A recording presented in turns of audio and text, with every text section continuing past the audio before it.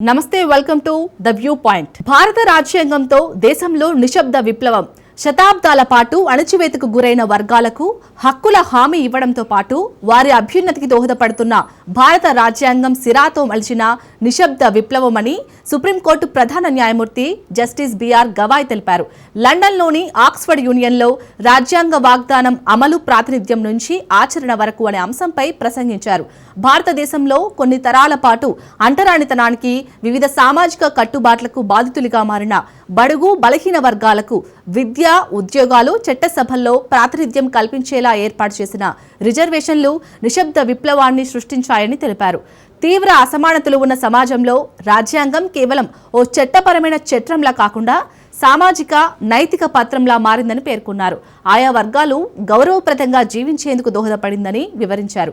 Municipal పాఠశాలలో చదివిన తాను భారత ప్రధాన న్యాయమూర్తి పదవి అధిరోహించేలా ముందుకు నడిపిన మార్గదర్శక శక్తి రాజ్యాంగమేనంటూ స్వీయ అనుభవాలను పంచుకున్నారు. రాజనీతిజ్ఞుడు, విద్యావేత్త, న్యాయ కోవిదుడు, సామాజిక విప్లవకారుడైన డాక్టర్ బిఆర్ అంబేద్కర్ దార్శనికత, కుల వివక్షకు సంబంధించిన ఆయన స్వీయ అనుభవం అణగారిన వర్గాలకు ఉజ్వల భవితను ప్రసాదించేలా రాజ్యాంగాన్ని మలిచేందుకు ఉపయోగపడిందని తెలిపారు. నిచ్చెన మెట్ల వంటి కుల వ్యవస్థ ప్రబలంగా ఉన్న దేశంలో రాజకీయ అధికారంలో అన్ని వర్గాలు భాగస్వాములయ్యేలా ప్రాతినిధ్యం కల్పించాల్సిన ఆవశ్యకతను అంబేద్కర్ ఎంతో ముందు చూపుతో గ్రహించారన్నారు. సమానత్వం సాధించే దిశగా అధికార పునర్పంపిణీ ఇప్పటికీ కొనసాగుతుందంటూ చట్టసభల్లో మహిళలకు రిజర్వేషన్లు కల్పించడాన్ని సిజేఐ జస్టిస్ గవాయ్ ఉదహరించారు.